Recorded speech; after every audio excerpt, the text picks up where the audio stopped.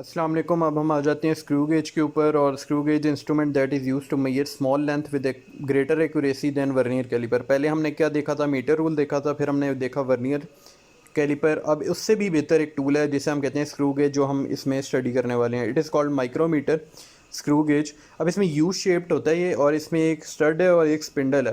Stud fixed होता है, spindle move कर सकता है लेफ़्ट से राइट, और ये जो लॉक है आपको नज़र आ रहा है। आप फॉर एग्जांपल इसके बीच में मैं कोई सिलेंडर या कुछ भी रख सकता हूँ, और फिर हम स्पिंडल को उसके साथ मतलब अटैच करके उसे लॉक कर सकते हैं, और फिर वो वहाँ से हिलेगा नहीं। और हम देख सकते हैं कि हेलो सिलेंडर और sleeve has a millimetre scale. अच्छा, इस पे दो स्केल होते हैं, एक होता है मिली मेन स्केल, एक होता है circular scale.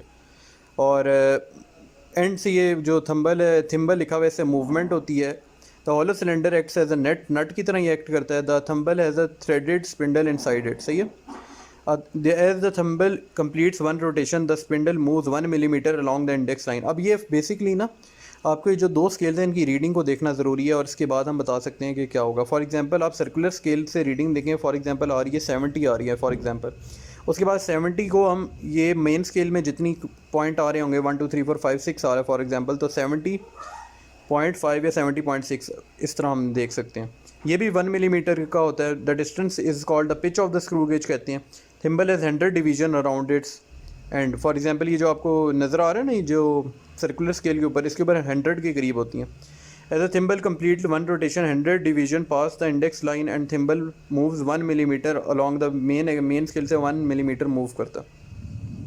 Each division of circular scale crossing the index line moves the thimble from 1/100 mm और 0.01 mm on the main scale। अब लीस्ट काउंट हम देख सकते हैं, pitch of the screw gauge divide by number of division. अब pitch कैसे निकाल सकते हैं, आप देख सकते हैं मेन स्केल रीडिंग के ऊपर कि उनके बीच में कितने का डिफरेंस आ रहा है। तो 1 mm का है, डिवाइड बाय टोटल हम देख सकते हैं थिम्बल पे 100 है, तो 1 divide by 100 equal to 0.01 centimetre.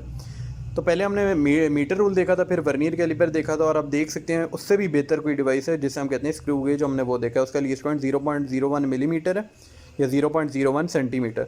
अब वर्किंग देख लेते हैं। The first step is to find the zero error. अब हर किसी में हमने देखा है कि ज़ीरो एरर मतलब डिवाइस में नहीं है या नहीं है, क्या होता है। अब for example to find zero error close the gap between the spindle and stud. मतलब हम कोई भी चीज़ या कोई भी सिलेंडर या कुछ भी हम उसमें रख देते हैं, उसे टाइट कर देते हैं। अगर तो if zero of circular scale coincides with the index line, then zero error will be there will be zero error होगा। मतलब उसके बाद फॉर ज़ीरो एरर पॉजिटिव कब होगा, if zero circular scale is behind the index line.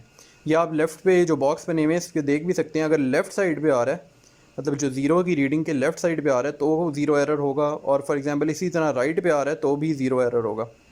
Right पे आ रहा है तो क्या होगा, नेगेटिव ज़ीरो एरर होगा, वरना पॉजिटिव ज़ीरो एरर होगा।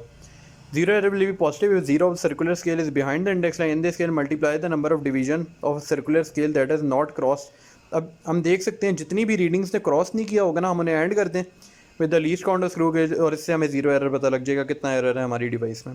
Zero error will be negative if zero circular scale has cross the index line. अब दूसरी एग्जाम्पल में क्या हो रहा है, क्रॉस कर रहा है वो इंडेक्स लाइन को। In this case multiply the number of division that is cross the index line, और लीस्ट काउंट से मल्टीप्लाई कर दें, और इससे हमें नेगेटिव जीरो एरर पता लग जाएगा। ये भी टॉपिक बहुत इंपॉर्टेंट है, इसको आप ओवर से देखें, और ये बोर्ड में भी आता रहता है, और इससे भी एक शॉर्ट क्वेश्चन आ सकता है बोर्ड में।